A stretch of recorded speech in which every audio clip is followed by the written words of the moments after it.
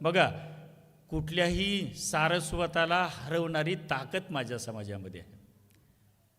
कुठल्याही ब्राह्मणी व्यक्तीला हरवणारी ही ताकद आहे, ही विद्रोहाची ताकद आहे आणि हीच खरी बाबासाहेबांची ताकद आहे.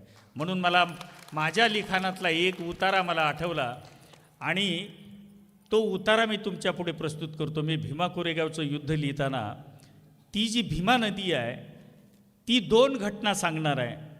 एक तिनं पाहिलं आहे छत्रपती संभाजीराजांची हत्या आणि तिनं दुसरा प्रसंग पाहिला आहे की अवघ्या 500 लोकांनी 28,000च्या विरोधात दिलेला लढा.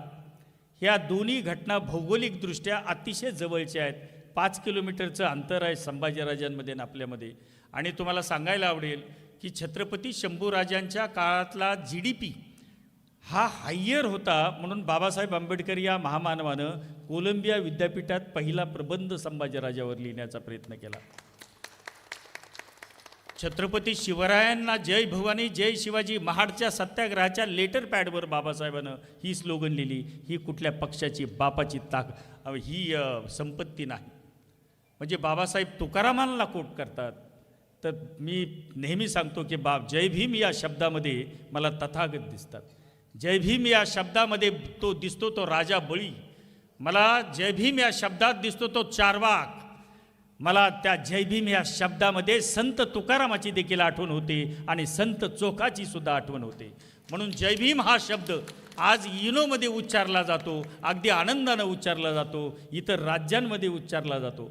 मी माझं एक व्हॉइस ओव्हर ती नदी काय म्हणते 1-2 मिनिटाचं तुमच्या पुढे प्रस्तुत करतो. ही नुसती कहाणी नव्हे अर्धसत्य. ही नुसती कहाणी नव्हे अर्धसत्य. हा आहे इतिहास पूर्ण सत्य.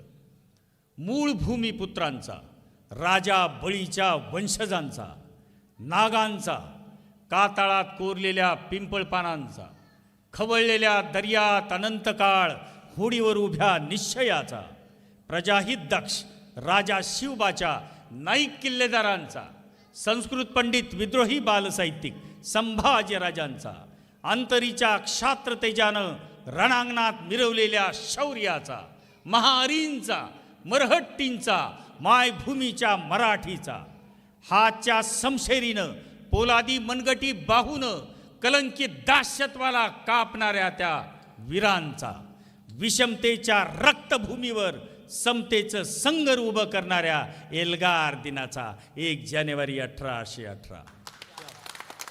हे जेव्हा एका पशुवैद्यकानं हा लिखाणाचा प्रवास केला, या 10-15 वर्षामध्ये मी ॲक्सिडेंटली अभ्यासाकडे वळलो. नाही तर वर्ग 1चे अधिकारी आठवड्यात 3 वेळा मटण खातात, मुलांना 4-4 वेळा कपडे नसताना कपडे घेतात, कपडे असताना पण घेतात. असे वर्ग 1चे अधिकारी IAS IPS ऑफिसर्स आपण नावं घेतो, पण पुढच्या कार्यकाळात ते काम करताना मला दिसलेले नाहीत.